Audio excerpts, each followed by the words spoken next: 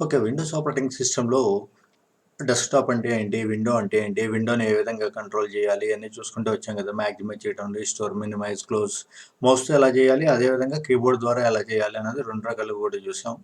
So, అవి window కంట్రోల్‌కి సంబంధించినవి topics. ఇకపోతే నెక్స్ట్ వన్ సిస్టమ్ ట్రే. అసలు ఈ సిస్టమ్ ట్రే అంటే ఏంటి? ఈ సిస్టమ్ ట్రేలో ఏ ఏ టాపిక్స్ ఉంటాయని చూద్దాం.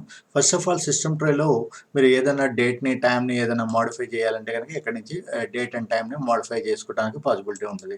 ఇది మోడిఫై చేయాలంటే దీని మీద డబుల్ క్లిక్ గాని, అంటే కొన్ని వెర్షన్స్‌లో డబుల్ క్లిక్ చేస్తే ఓపెన్ అవుతుంది. విండోస్ 95, 98, మే, ఎక్స్‌పీ 7 ఇలా ఉంటాయి కదా! డిఫరెంట్ వెర్షన్స్ ఉంటాయి. అసలు వెర్షన్ అంటే ఏంటి? ఇప్పుడు ప్రెజెంట్ మీరు విండోస్ ఏది వాడుతున్నారో, విండోస్ ప్రెజెంట్ లేటెస్ట్ వెర్షన్ ఏంటంటే విండోస్ 11 అంటాం.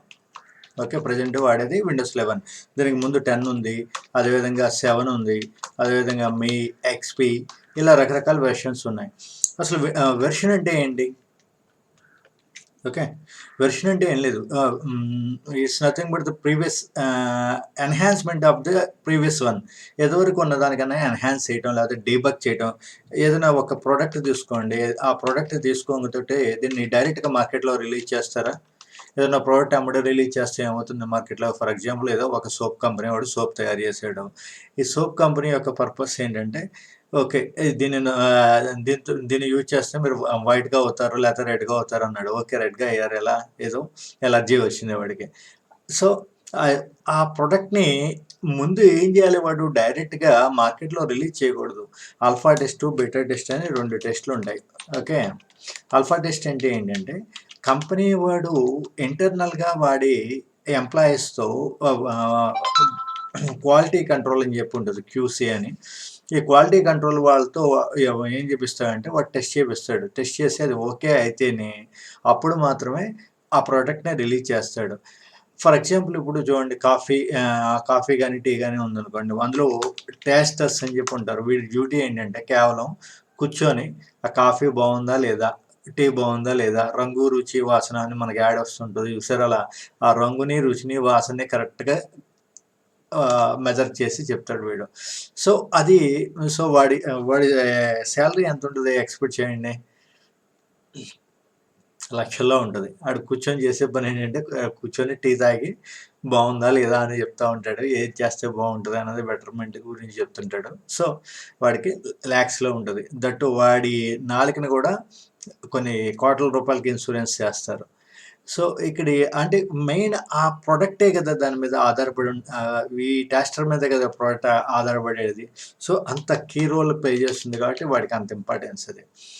సో, ఇక్కడ ఓకే. బానే ఉంది. ఆల్ఫా టెస్ట్ ద్వారా మనకి ఆహ్, అన్నీ ఎగ్జిక్యూట్ చేశారు. బానే ఉంది అనుకున్నాం. బట్ తీరా చూస్తే మార్కెట్‌లో కొన్ని ప్రొడక్ట్స్ ఏమవుతాయంటే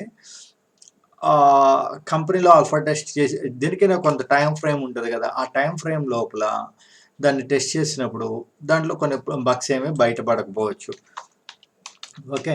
అసలు బగ్ అంటే ఏంటి? బగ్ అంటే ఏంటంటే it's a mistake in a program. అంటే యాక్చువల్‌గా చూడండి బగ్ అంటే మీరు డిక్షనరీ ఓపెన్ చేసి చూస్తే గనక అందులో ఏముంటదంటే ఇట్స్ ఎ ఒక పురుగు ఇన్సెక్ట్ అని చెప్పి ఉంటది. బట్ మరి ఇక్కడ బగ్ అని చెప్పి కంప్యూటర్‌లో ఏదైనా ఎర్రర్ వస్తే దాన్ని ఏమంటాం అంటే బగ్ వచ్చింది అంటాం. ఆ బగ్‌ని క్లియర్ చేయడాన్ని డీబగ్ అంటాం. అయితే మరి ఈ బ ఈ వర్డ్‌ని ఎందుకని వాడుతున్నాం? రాంగ్ వర్డ్‌ని ఎందుకు వాడుతున్నాం ఇక్కడ? పూర్వం రోజుల్లో కంప్యూటర్ ఒకటుండేది. ఐడియా ఉందా? పూర్వం రోజుల్లో సిస్టమ్స్ ఎలా ఉన్నాయి? ఈనియాక్ చూడండి ఇది. ఇది ఏయో 10, 15 కంప్యూటర్‌లాగా ఉన్నాయనుకోకండి. ఇదంతా కలిపి ఒక computer. Electronic numerical integrator and calculator అంటారు. ఇంత పెద్దగా ఉండేది డివైస్. జస్ట్ ఇది ఆన్ చేస్తే 4, 5 బుల్డోజర్‌లు ఆన్ చేసినప్పుడు వచ్చే సౌండే వచ్చేది. పెద్ద సౌండ్ ఏమి వచ్చేది కాదు. అదేవిధంగా దీనికి పవర్ కన్జంప్షన్ కూడా చాలా 500 కిలో వాట్స్. అంటే సింపుల్‌గా మన చింతలపూడి మొత్తానికి, టౌన్ మొత్తానికి ఎంత పవర్ కన్జంప్షన్ కావాలో అంత పవర్ కన్జంప్షన్ అవసరం ఉండేది. సో, ఆర్ మరి ఇంత పెట్టి మనకి ఆ సిస్టమ్ ఎందుకు డెవలప్ చేయటం అంటే, ఆ రోజుల్లో ఒక మ్యాన్ మేడ్ డివైస్ ఒక మనిషి కాకుండా ఒక మ్యాన్ మేడ్ డివైస్ ఒక విషయాన్ని గుర్తుంచుకొని దాన్ని అనలైజ్ చేయడం అంటే ఇట్స్ ఎ మిరకల్. ఈరోజు మనకు అలవాటైపోయింది కాబట్టి ఇది చాలా చిన్న విషయం కింద అనిపిస్తుంది. ఫర్ ఎగ్జాంపుల్ ఏదో 'ఆదిత్య 369'లో చూపించినట్టు ఏదో ఒక టైమ్ మిషన్‌లో పూర్వం 400 సంవత్సరాల క్రితం వాడిని తీసుకొచ్చి ఇప్పుడు ఈ స్విచ్చెస్ ఇచ్చామనుకోండి, ఫ్యాన్ స్విచ్. అక్కడ స్విచ్ ఎయంగానే ఫ్యాన్ తిరుగుతుందంటే వింతగా చూస్తాడా లేదా? మనం పొద్దున్నే డైలీ లేసిన కాడి నుంచి అవి వాడుతున్నాం కాబట్టి, మనకు అలవాటు అయిపోయింది కాబట్టి, దాని వెనక బ్యాక్‌గ్రౌండ్‌లో జరుగుతున్న ప్రాసెస్ అంతా మనకు ఐడియా ఉంది కాబట్టి, మనకి ఆహ్, ఇది ఇదేం మిరకల్ కాదు. ఇది సైన్స్ అనేది ఒక ఐడియా ఉంది. అదే విధంగా సిమిలర్‌లీ ఇక్కడ ఆ రోజులకి ఈ కంప్యూటర్ అన్నది ఈ ENIAC డివైస్ అన్నది ఎంత పెద్దగా ఉన్నా, ఎంత కష్టమైన కాంప్లికేటెడ్ డిజైన్ అయినప్పటికీ కూడా, అప్పటికి అది ఒక మ్యాన్ మేడ్ డివైస్ ఒక విషయాన్ని అనలైజ్ చేయటం, లాజికల్‌గా థింక్ చేయటం ఇయన్నీ అన్నది మనిషి బ్రెయిన్ చేసే పనులన్నీ ఒక మ్యాన్ మేడ్ డివైస్ చేయడం అనేది చాలా గొప్ప. కాబట్టి ఆ రోజుల్లో దీన్ని వాడేవాళ్ళు. అలా యూజ్ చేస్తా వచ్చిన తర్వాత డెవలప్‌మెంట్‌లో వచ్చింది. ఈరోజు మనం వాడుతున్న పర్సనల్ కంప్యూటర్, ల్యాప్‌టాప్, పామ్ ఇయన్నీ కూడా ఎంత సింప్లిఫై అయిపోయి చేతికొచ్చేసినాయి. వీటిలన్నిటిని గురించి కూడా జనరేషన్ ఆఫ్ కంప్యూటర్స్‌లో డీటెయిల్‌గా చెప్పుకుందాం. లేకపోతే మన టాపిక్ ఏంటి ఇక్కడ? ఈ బగ్ అన్న వర్డ్ ఎలా వచ్చింది? ఇక్కడ ఈవిడ ఉంది చూసారా? చార్లెస్ బబేజ్ ఎవరు? Charles Babbage. Godfather of the computer. Okay. ఈ godfather of the computer యొక్క అసిస్టెంట్ లేడీ ప్రోగ్రామర్ ఒక ఆవిడ ఉండేది అడా అని. ఈవిడ ఒక్కసారి కంప్యూటర్‌లో ప్రోగ్రామ్ రాసినప్పుడు అది రన్ అవ్వలేదు. ఏంటి రన్ అవ్వట్లేదు అని చెప్పి చూసుకుంటూ వెళ్ళినప్పుడు ప్రోగ్రామింగ్ పరంగా ఎక్కడ ప్రాబ్లమ్ లేదు గానీ అన్నీ చెక్ చేసుకుంటూ వెళ్తే ఇక్కడ ఒక చిన్న ఇన్సెక్ట్ బగ్ అన్నది ఒక నల్లి లాంటిది ఒకటి ఇరుక్కొని కనబడుతుంది. దాన్ని తీసేసి ప్రోగ్రామ్ రన్ చేస్తే తర్వాత అది సక్సెస్‌ఫుల్‌గా రన్ అవుతుంది. సో, ఆవిడ డైరీలో ఏం రాసుకుందంటే, నా కంప్యూటర్‌లో చిన్న బగ్ వచ్చింది. దాన్ని డీబగ్ చేసిన తర్వాత నా ప్రోగ్రామ్ సక్సెస్‌గా రన్ అయింది అని రాసుకుంది. తర్వాత అసలు ఈ బగ్ అన్న వర్డ్‌కి మీనింగ్ తెలవని మహానుభావుడు ఎవడో దాన్ని డిక్షనరీ చదివాడు. దాన్ని చూసి ఓహో! కంప్యూటర్‌లో ఈ టెక్నికల్ వర్డ్ అనమాట. కంప్యూటర్‌లో ఎక్కడ మిస్టేక్ వచ్చినప్పటికి కూడా దాన్ని బగ్ వచ్చింది అంటారు. తీసేయడాన్ని డీబగ్ అంటారని చెప్పి అనుకోని వాడు ఏం చేశాడు, ఇక నుంచి ఎక్కడ మిస్టేక్ వచ్చినప్పటికీ కూడా దాన్ని బగ్ వచ్చింది అంటాం. దాన్ని తీసేసినప్పుడు డీబగ్ అంటాం. ఇలా యూజ్ చేయడం అలవాటయింది. సో, అది చూడండి చాలా వరకు కూడా అంతే. చాలా తప్పు వర్డ్స్‌ని మనం కరెక్ట్ వర్డ్‌గా వాడుతున్నాం. For example okay. ఓకే అంటే ఏంటి? హ్మ్. ఆల్ కరెక్ట్ అని కదా! మరి ఆల్ కరెక్ట్‌కి స్పెల్లింగ్ ఏంటి? ఆల్ కరెక్ట్ అంటానికి ఏసీ అనాలి కదా! ఓకే అని ఎందుకన్నాడు? ఇదేంటంటే సెకండ్ వరల్డ్ వార్‌లో ఈ బానిసల్ని ఈ ఆహార పదార్థాలన్నీ కూడా బండిల్ చేసి ఎక్కియడానికి యూజ్ చేస్తా ఉండేవాళ్ళు. ఓకే. సో, ఇక్కడ అక్కడ ఈ బానిసలు ఎవరైతే ఉన్నారో స్లేవ్స్ ఇప్పుడు మన ఇంట్లో సర్వెంట్ మెయిడ్ ఉన్నాడు. వాడు తెలుగు బాగా మాట్లాడతాడు. బట్ రాయలేరు గదా! సిమిలర్‌లీ అక్కడ కూడా స్లేవ్స్ యూకే వాళ్ళు కాబట్టి లేకపోతే యూఎస్ వాళ్ళు కాబట్టి వాళ్ళకి ఇంగ్లీష్ మాట్లాడటం వచ్చు. బట్ స్పెల్లింగ్స్ గాని, రాయటం గాని రాదు. సో, వాళ్ళు ఆల్ కరెక్ట్‌కి ఆ బండిల్స్ అన్నీ కూడా మొత్తం అన్నీ రెడీ చేసిన తర్వాత అంతా కరెక్ట్‌గా ఉంది అంటానికి వాడు ఏం చేసేవాడంటే ఆల్ కరెక్ట్ అంటానికి ఓకే అని చెప్పి రాసేవాడు. సో, అదే తప్పు వర్డ్‌ని మనం కరెక్ట్‌గా వర్డ్ కింద వాడేస్తున్నాం. అంటే ఏదన్నా అంతా కరెక్ట్‌గా ఉంది అని చెప్పడానికి మనం ఏమంటాం? ఓకే, ఓకే అంటాం. కానీ అసలు ఓకే అన్న వర్డే తప్పు. సో, డైలీ లైఫ్‌లో ఇలాంటివి చాలా ఉంటాయి. ఓకే. మన టాపిక్‌కొచ్చేద్దాం. సో, కంప్యూటర్‌లో ఏదైనా ఒక సాఫ్ట్‌వేర్‌ని డెవలప్ చేసినప్పుడు, ఆ సాఫ్ట్‌వేర్‌లో ఏయో కొన్ని బగ్స్ ఉంటాయి. వాటిని డీబగ్ చేయడానికి నెక్స్ట్ వెర్షన్ డెవలప్ చేస్తారు. లేకపోతే ఇంకోటేంటంటే అప్పటికి ఆ ఫీచర్ లేదు. నెక్స్ట్ వెర్షన్స్‌లో అది అవసరం అనుకోండి. ఫర్ ఎగ్జాంపుల్ ఫస్ట్‌లో విండోస్ కనిపెట్టినప్పుడు ఫస్ట్ డెవలప్ చేసింది విండోస్ 1 అన్నాడు. తర్వాత 2 అన్నాడు. తర్వాత 3.1 అలా వచ్చినాయి. అయితే నెక్స్ట్ నుంచి ఏం చేశాడంటే ఈ 3.1, 4 ఇలా పెట్టే బదులు ఏ సంవత్సరంలో రిలీజ్ చేస్తే ఆ సంవత్సరం పేరు పెట్టాడు. 95, 98 మళ్ళీ మీ వచ్చేప్పటికి మిలీనియం ఎడిషన్ అంటే 2000 వచ్చినప్పుడు మీ అన్నాడు. తర్వాత మళ్ళీ ఎక్స్‌పీ అన్నాడు. మళ్ళీ నంబర్స్‌లోకి వచ్చేసాడు. విండోస్ 7, 10, 11 ఇలా ఇచ్చాడు. ఓకే. ఇయన్నీ వెర్షన్స్. విండోస్‌లో వెర్షన్స్. అయితే ఈ వెర్షన్ చూడండి ఫర్ ఎగ్జాంపుల్ మీరు విండోస్ 3.1 అన్న ఆపరేటింగ్ సిస్టమ్ తీసుకుంటే, అందులో మీకసలు ఇంటర్నెట్ ఎక్స్‌ప్లోరర్ ఉండదు. ఎందుకంటే ఆ రోజుల్లో ఇంటర్నెట్ లేదసలు. విండోస్ 95 వచ్చేప్పటికి అప్పటికి 95 వచ్చేప్పటికి విండోస్ ఇంటర్నెట్ అనేది స్టార్ట్ అయింది. సో, అప్పటి నుంచి మీకు హ్మ్, ఈ ఇంటర్నెట్ ఎక్స్‌ప్లోరర్ అనేది మీకు ఆ వెర్షన్స్‌లో డిస్‌ప్లే అవుతా ఉంటది. సో, ఇది వెర్షన్స్‌కి సంబంధించిన ఇన్ఫర్మేషన్. సో, ఇప్పుడు అర్థమైంది గదా! వెర్షన్స్ అన్న టాపిక్ దీంట్లోకి ఎందుకొచ్చాం? ఇక్కడ క్లిక్ ఇక్కడ క్లిక్ చేస్తే ఇక్కడ డబుల్ క్లిక్ చేయాలా? రైట్ క్లిక్ చేయాలా? అన్న దానికి ఇంత చిన్న టాపిక్ గురించి ఇదంతా చెప్పుకున్నాం. ఓకే. బట్ అదంతా గూడా మనకి ఇంపార్టెంట్ టాపికే కాబట్టి అనలైజ్ చేసుకుంటూ వచ్చాం. ఓకే. ఇక్కడ విండోస్ 95 వచ్చేప్పటికి ఇలా రైట్ క్లిక్ చేసే విధానం లేకుండా డబుల్ క్లిక్ ఉంటది. సో, వెర్షన్‌ని బట్టి ఇది వేరియేషన్ ఉంటది. కాబట్టి ఇక్కడ నేను మీకు విండోస్ 11 ఆపరేటింగ్ సిస్టమ్‌లో చెప్తున్నాను మీకు క్లాసు. కానీ మీ సిస్టమ్స్‌లో విండోస్ 10 గానీ, 7 గానీ ఫర్ ఎగ్జాంపుల్ ఇక్కడ స్టార్ట్ బటన్ క్లిక్ చేసాం. క్లిక్ చేసినప్పుడు అది మీ సిస్టమ్స్‌లో ఇక్కడ లెఫ్ట్ సైడ్ ఉంటది. వేరేస్ ఇక్కడొచ్చేప్పటికి 11లోకి వచ్చేప్పటికి సెంటర్ పొజిషన్‌కి ఇచ్చాడు వీడు. సో, ఆ డిఫరెన్సెస్ కొద్దిగా అబ్జర్వ్ చేస్తా ఉండండి. సేమ్ సిమిలర్ ఆల్‌మోస్ట్ కెర్నల్ అంతా ఒకే రకంగా ఉంటది.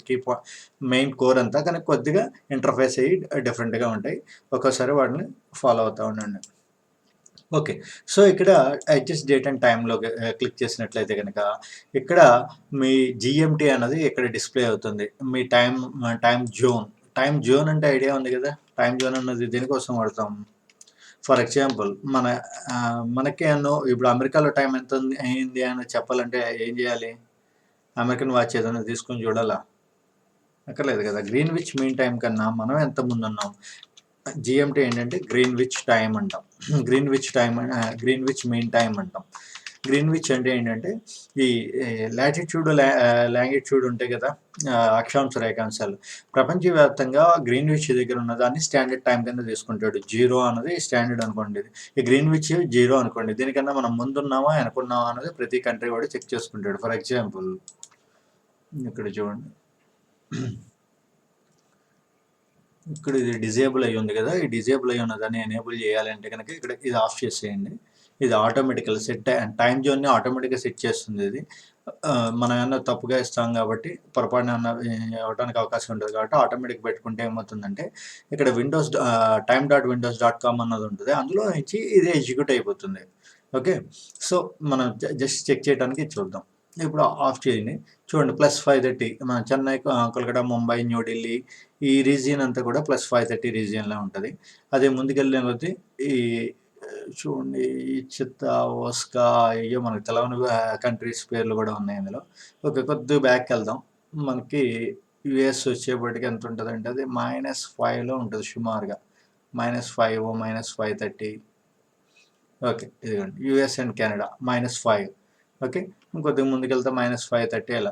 అంటే -5 యూఎస్ వాడు, కెనడా వాడు మనకి -5లో ఉన్నాడు అంటే మనం ఎంతున్నాం? మనమేమో +530 అంటే మనకన్నా వాడు ఎంత వెనకున్నాడు? 11 ½ అవర్స్. ఇప్పుడు ఫర్ ఎగ్జాంపుల్ మనకి 7:15 అయింది కదా! వాళ్ళకేమవుతుంది? రాత్రి 6:30 అవుతుంది. 12 గంటలు వెనకున్నాడు కాబట్టి రాత్రి 6:30 అలా అవుతుంది. సో, టైమ్ జోన్ అనేది పర్పస్ అది. ఓకే. సో, దీన్ని ఇక్కడ మీరు ఆన్‌లో ఉంచేయండి. అదేవిధంగా సెట్ టైమ్ ఆటోమేటికల్లీ అన్నది కూడా ఇది ఆన్ చేసి ఉంచుకోండి. ఆటోమేటిక్‌గా మనకి ఈ టైమ్ జోన్ అన్నది మన సిస్టమ్ ఫర్ ఎగ్జాంపుల్ మీకో డౌట్ రాలేదా? ఇప్పుడు ఫర్ ఎగ్జాంపుల్ సిస్టమ్ ఆఫ్ చేసేసాము. ఇయాల డేటు టైము 29వ తారీఖు నవంబర్ 2022 ఇప్పుడు. నేను సిస్టమ్ ఆఫ్ చేసేసి ఒక వారం రోజుల తర్వాత సిస్టమ్ ఆన్ చేశాననుకోండి.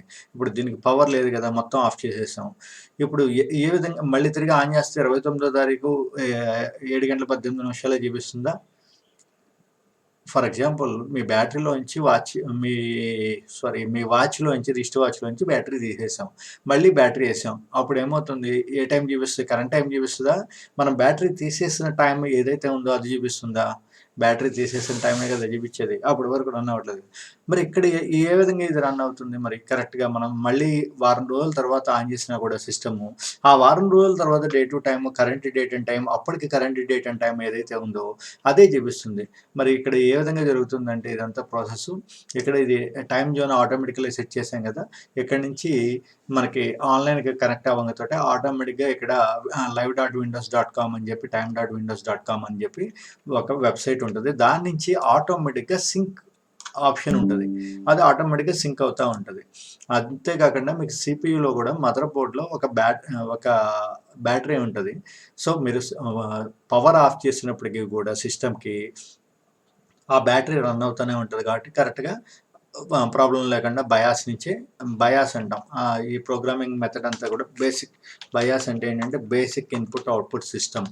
అంటే సిస్టమ్ ఆన్ చేయడంతోటే బేసిక్ ఇన్పుట్ అవుట్పుట్ సిస్టమ్.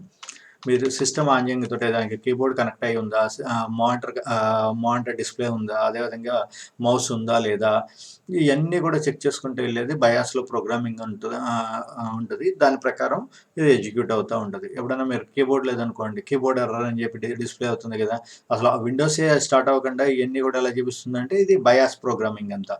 ఈ బయాస్ నుంచి మనకి అదంతా ఎగ్జిక్యూట్ అవుతుంది. మీకు మీ సిస్టమ్కి ఎన్ని హార్డ్ డిస్క్లు ఉన్నాయి, పెన్ డ్రైవ్ పెట్టారా లేదా, ఒకవేళ డివిడి ఉందా, బూట్ అవ్వాలంటే సిడి నుంచి బూట్ అవ్వాలా, సిస్టమ్ నుంచి బూట్ అవ్వాలా, అన్ని ప్రయారిటీ ఆప్షన్స్ దీని నుంచి ఇచ్చుకుంటూ ఉంటాం.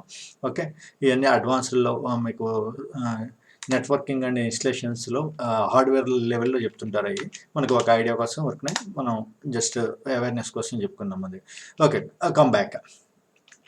సో ఇక్కడ ఈ డేట్ అండ్ టైం ఒక టాపిక్ అయిపోయింది కదా. ఈ డే టు టైంకి సంబంధించిన ఇన్ఫర్మేషన్ ఇది. అదేవిధంగా లాంగ్వేజ్ అండ్ రీజియన్, మీకు ఇంగ్లీష్ లాంగ్వేజ్ కావాలా, తెలుగు కావాలా, ఏ లాంగ్వేజ్ కావాలంటే ఆ లాంగ్వేజ్ కీబోర్డ్ ఇక్కడ చూడండి, ఇక్కడ డిస్ప్లే అవుతుంది కదా, ఇంగ్లీష్ డిస్ప్లే అవుతుంది. ఇప్పుడు అదే తెలుగు కావాలనుకోండి, దాని మీద క్లిక్ చేసి తెలుగు కావాలంటే తెలుగు మార్చుకోవచ్చు. బట్ తెలుగు అనేది రకరకాల కీబోర్డ్స్ ఉంటాయి మనకి.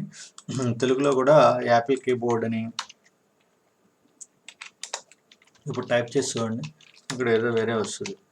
ఇందులో తెలుగులో కూడా మనకి యాపిల్ కీబోర్డ్ అయితే లతాదావా అని ఉంటుంది. అది అయితే కొద్దిగా ఫేమస్. కానీ వీడిచ్చింది ఏదో పూర్వం రోజుల్లో టైప్ రైటర్లో వాడే తెలుగు ఇచ్చాడు వీడు. సో ఇది పెద్దగా యూజ్ అవుతుంది మనకి. కాబట్టి మనం ఇంగ్లీష్ పెట్టేసుకోండి. దీనికన్నా మనం ఫోనెటిక్ కీబోర్డ్ ద్వారా తెలుగులోకి ఎలా మారాలి అనేది తర్వాత క్లాసెస్లో చూద్దాం. ఓకే, సో లాంగ్వేజ్ సెట్టింగ్స్ కానీ, అదేవిధంగా వాల్యూమ్ని కంట్రోల్ చేయడానికి మీ సిస్టమ్ యొక్క వాల్యూను పెంచాలన్నా తగ్గియాలన్నా ఎలాంటి ఆప్షన్స్ అన్నీ కూడా ఇక్కడి నుంచే ఉంటాయి. అదేవిధంగా నెక్స్ట్ వన్ యాంటీవైరస్ సాఫ్ట్వేర్ కూడా ఇక్కడే రన్ అవుతుంది. యాంటీవైరస్ అంటే అసలు వైరస్ అంటే ఏంటన్నో తెలిస్తే వైరస్ అంటే ఏంటి అంటే ఇప్పుడు సిస్టమ్స్ ఉన్న చూడండి, చెప్పులు వేసుకురాకండి అంటారు, దానివల్ల వస్తుందా? ధూళి దుమ్ము వల్ల వస్తుందా? కాదు కదా. వైరస్ అంటే కంప్యూటర్లో వైరస్ అంటే it is also a program. Just ఏమంటే నోట్స్ కింద సేవ్ చేస్తాను నేను మీకు వేరే ఫైల్లో, నేను తర్వాత రాసుకోవటానికి ఉంటుంది.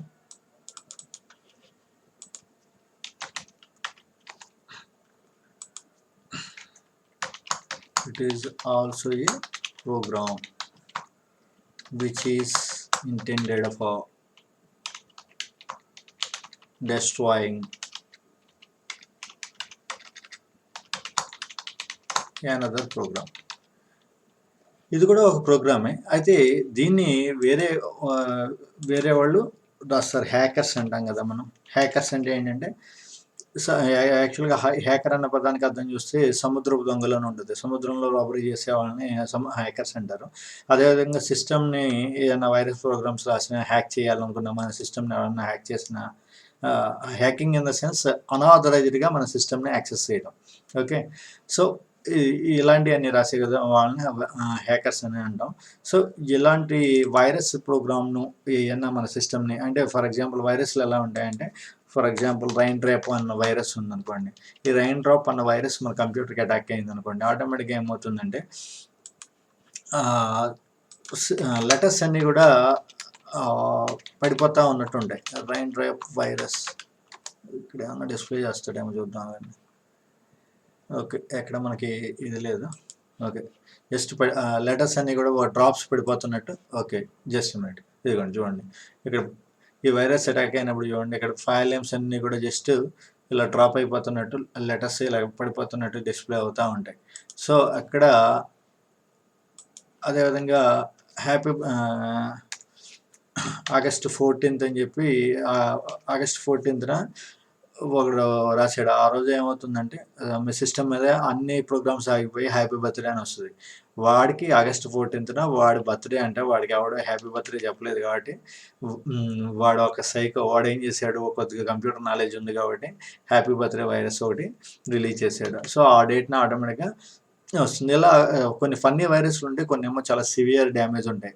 సో, మీ సిస్టమ్‌లో డేటా మొత్తం కరప్ట్ అవ్వటం, మీ సిస్టమ్‌లో ఇంపార్టెంట్ డేటాని హ్యాక్ చేయడం ఇలాంటివి జరుగుతాయి. సో, ఇయన్నీ జరగకుండా యాంటీ వైరస్ ప్రోగ్రామ్ అంటే ఈ వైరస్‌లన్నిటిని ప్రివెంట్ చేయడానికి యాంటీ వైరస్ సాఫ్ట్‌వేర్ కూడా ఇక్కడి నుంచే రన్ అవుతా ఉంటది.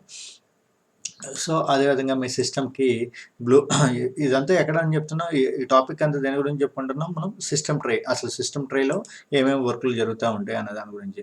సో, అదే విధంగా ఇక్కడ వన్ డ్రైవ్ అని చెప్పి ఉంది చూసారా? వన్ డ్రైవ్ అని గాని లేకపోతే డ్రాప్ బాక్స్ గాని ఇయన్నీ కూడా ఏంటంటే ఇప్పుడు సాధారణంగా మనకి జస్ట్ ఎ మినిట్ ఈ ఫైల్‌ని సేవ్ చేస్తున్నాం.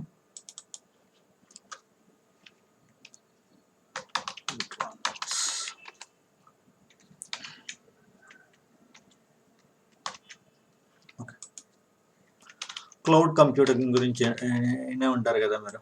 ఇప్పుడు చూడండి అదివరకి మన సిస్టమ్‌లో ఇప్పుడు ఫర్ ఎగ్జాంపుల్ ఇక్కడ ఏదో ఒక ఫైల్‌ని నేను సేవ్ చేశాను. ఈ ఫైలు ఫర్ ఎగ్జాంపుల్ ఈ సిస్టమ్ రేపు మనకి అవైలబుల్ లేదు. ఇంకో సిస్టమ్ ఏదో అది ఆల్రెడీ ఎవరో ఎంగేజ్ చేసుకొని ఉన్నారు. మన ఫైల్ మళ్ళీ కావాలంటే మళ్ళీ ఏం చేయాలి మనం అదే సిస్టమ్‌లో ఓపెన్ చేయాలి. కానీ అలా కాకుండా దీన్ని ఈ ఫైల్‌ని సేవ్ చేసేటప్పుడు మీ సిస్టమ్‌లో ఈ వన్ డ్రైవ్ అన్న ఫోల్డర్ ఉందనుకోండి. ఇందులో సేవ్ చేశారనుకోండి. ఇది ఎలా సేవ్ చేయాలి? ఎలా తీసుకోవాలనేది ఆ పాత్ ఎలా తీసుకోవాలనేది నెక్స్ట్ క్లాసెస్‌లో చూద్దాం. సో, ఇక్కడ ఏం చేస్తున్నాం అంటే ఈ లొకేషన్ మనకు కావాల్సిన లొకేషన్ ఇక్కడ ఎనేబుల్ చేసుకున్నాం మనం. మనం ఏదైనా ఒక ఫైల్‌ని సేవ్ చేసేటప్పుడు ఆ ఫైల్ యొక్క నేమ్‌తో పాటు లొకేషన్ కూడా చెక్ చేసుకోవాలి. సో, ఇప్పుడు నేను ఇక్కడ సారీ వన్ డ్రైవ్ అన్న ఫోల్డర్‌లో సేవ్ చేస్తా. దీనివల్ల అడ్వాంటేజ్ ఏమవుతుందంటే ఇదే వన్ డ్రైవ్ దీన్ని క్లౌడింగ్ అంటాం.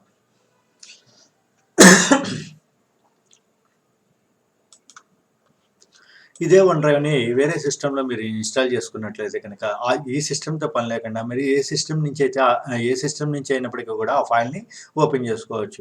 ఈవెన్ మీ ఫోన్‌లో కూడా ఈ అప్లికేషన్‌ని ఇన్‌స్టాల్ చేసుకుంటే అదే ఐడీ పాస్వర్డ్‌తో అందులో లాగిన్ అవుతే మీరు ఇక్కడ సిస్టమ్‌లో మీరు ఏ ఫైల్స్ అయితే సేవ్ చేసుకున్నారో ఆ ఫైల్స్ మీ ఫోన్‌లో కూడా యాక్సెస్ అవుతాయి. సో, దానికి మళ్ళీ మెయిల్ చేయటమో, వాట్సాప్ చేయటమో, టెలిగ్రామ్ చేయటమో ఇదంతా అవసరం లేదు. జస్ట్ క్లౌడింగ్ అంటాం. సో, ఈ క్లౌడింగ్ టెక్నాలజీ అనేది ఇప్పుడు పెరుగుతుంది. అంటే మీ సిస్టమ్‌లో హార్డ్ డిస్క్ పెట్టుకోవటం, పొరపాటున హార్డ్ డిస్క్ ఏమన్నా ఫెయిల్ అయితే మీ డేటా లాస్ అవ్వటం, ఇలాంటి ప్రాబ్లమ్స్ ఏమి ఉండవు. దీన్ని యూజ్ చేయటం వల్ల. మీ డేటా అంతా సేఫ్ సైడ్‌గా ఆన్‌లైన్‌లో ఎక్కడో క్లౌడ్‌లో అంటే cloud is nothing but the remote server. అంటే ఎక్కడో మన కోసం ఒక సర్వర్‌లో ఇలాంటి కంప్యూటర్‌లో కొంత స్పేస్ అలాట్ చేసి ఉంటది. అందులో మనం సేవ్ చేస్తున్నాం. సో, మన సిస్టమ్ ఆగిపోయినా నో ప్రాబ్లమ్. ఆటోమేటిక్‌గా మన డేటా అంతా కూడా అందులో ఉంటది. ఇలాంటియన్నీ కూడా సిస్టమ్ ట్రేలో ఉంటాయి. సో, సిస్టమ్ ట్రేలో ఏమేమి ఉన్నాయి?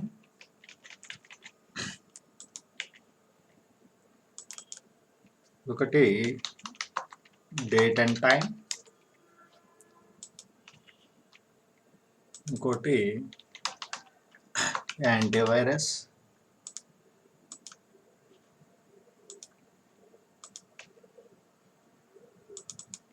అదేవిధంగా వాల్యూమ్ని కంట్రోల్ చేయాలన్నప్పటికీ కూడా ఈ సిస్టమ్ ట్రే నుంచే మ్యూట్ చేయాలన్నా, ఇంక్రీజ్ చేసుకోవాలన్నా, డిక్రీజ్ చేయాలన్నా దీని నుంచే ఉంటాయి. అంటే వాల్యూమ్ ఫర్ ఎగ్జాంపుల్ మీకు మల్టీమీడియా కీబోర్డ్ ఉందనుకోండి. మల్టీమీడియా కీబోర్డ్‌లో అయితే డైరెక్ట్‌గా అక్కడే మీకు కీబోర్డ్ మీదే ఆన్, ఇంక్రీజ్, డిక్రీజ్ ఇయన్నీ ఆప్షన్స్ ఉంటాయి.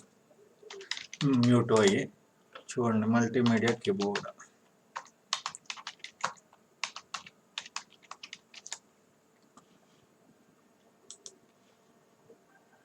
ఈ పైన ఉన్న బటన్స్ ఉన్నాయి చూసారా? వీటిని ఈ మల్టీమీడియా కీబోర్డ్ బటన్స్. సో, దీని ద్వారా డైరెక్ట్‌గా మీరు కంట్రోల్ చేయొచ్చు. కానీ మీ సిస్టమ్‌కి మల్టీమీడియా కీబోర్డ్ లేదు. అప్పుడు ఏం చేయాలంటే ఖచ్చితంగా మీరు ఇక్కడ వాల్యూమ్ కంట్రోల్ నుంచి ఇక్కడి నుంచి మీరు వాల్యూమ్‌ని పెంచుకోవడం గానీ, తగ్గించుకోవడం గానీ, లేకపోతే అవుట్‌పుట్ మార్చుకోవడం గానీ ఇయన్నీ కూడా ఇక్కడి నుంచి చేయడానికి పాసిబిలిటీ ఉంటది. Okay. So, date, time, antivirus, volume control ఇంకేం చెప్పుకున్నాం? క్లౌడ్. ఓకే. క్లౌడ్‌కి ఎగ్జాంపుల్స్ ఏం చెప్పాము? వన్ డ్రైవ్ ఒకటి, ఓకే.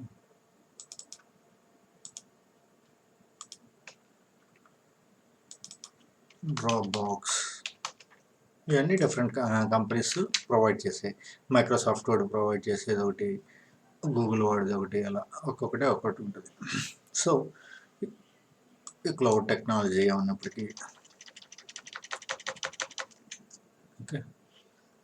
సో అదేవిధంగా ఇంకోటి ఇంపార్టెంట్ ఏంటంటే నెట్వర్క్. మీ సిస్టము నెట్కి కనెక్ట్ అయి ఉందా లేదా, ల్యాన్కి కనెక్ట్ అయి ఉందా లేదా, వైఫైకి కనెక్ట్ అయి ఉందా, ఇది కూడా చూడండి. ఇక్కడ ఈ సిస్టము వైఫై ద్వారా యాక్సెస్ అవుతుంది. సో వైఫై సింబల్ ఇచ్చాడు.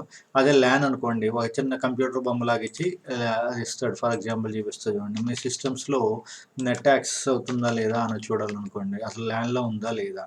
ల్యాన్ అంటే పీసీ అంటే ఏంటి, ఎన్సీ అంటే ఏంటి, అన్ని తర్వాత క్లాసెస్లో చూద్దాం. నేను ప్రశ్న డాగా పెట్టినట్టు ఉంటుంది ఇప్పుడు చెప్తే. మన టాపిక్ ఏంటి ఇప్పుడు, నెట్వర్క్ ఐకాన్.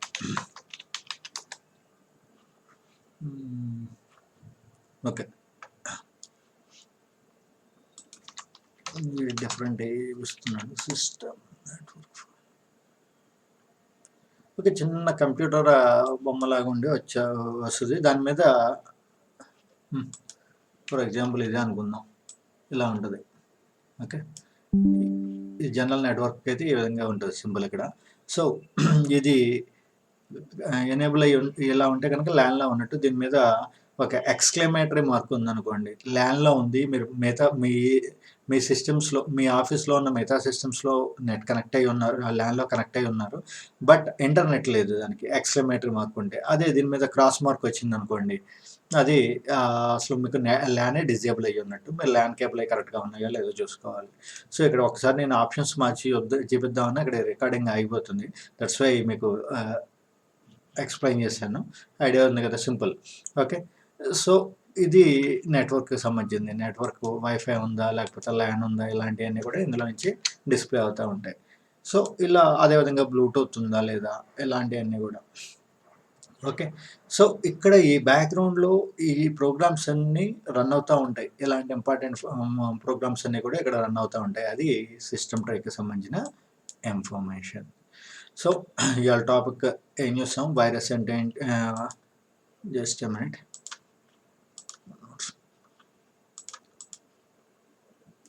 ఓకే, సో యాంటీవైరస్లు కొత్తగా చూసిన టాపిక్ ఏంటి, వైరస్ అంటే ఏంటి, అదేవిధంగా ఈ వైరస్ని ఏ పర్పస్గా రాస్తారు, దానికి ఆ వైరస్ని ప్రివెంట్ చేయడానికి మన సిస్టంలో యాంటీవైరస్ ఎలా ఎనేబుల్ చేసుకోవాలి, ఇవన్నీ కూడా నెక్స్ట్ క్లాసెస్లో అట్లా వస్తాయి మీకు, తర్వాత చూద్దాం. సో ఇది విండోస్ ఎన్విరాన్మెంట్లో మరొక మేజర్ పార్ట్ సిస్టమ్ ట్రై. ఇందులో ప్రాక్టికల్గా వచ్చేప్పటికి మీకు ఏమీ ప్రాక్టీస్ చేయడానికి ఏమి ఉండదు. జస్ట్ ఒక ఐడియాగా ఎక్స్ప్లోర్ చేయండి అంతే, థింగ్స్ ఎక్స్ప్లోర్ చేయండి. బట్ ఇంకోటి గుర్తుంచుకోండి, డేట్ అండ్ టైం ఇలాంటివి ఏమి మీరు మార్చకండి. జస్ట్ ఎక్స్ప్లోర్ చేయండి, ఏమున్నాయి అన్నది ఆప్షన్స్ చూడండి, కానీ చేంజెస్ ఏం చేయకండి. పొరపాటున ఏదైనా చేంజ్ చేసినట్లయితే కనుక మీ సిస్టంలో కొన్ని ప్రోగ్రామ్స్ కరెక్ట్గా పనిచేయవు, డే టు టైం తప్పు వస్తే కనుక. Okay, have a nice day.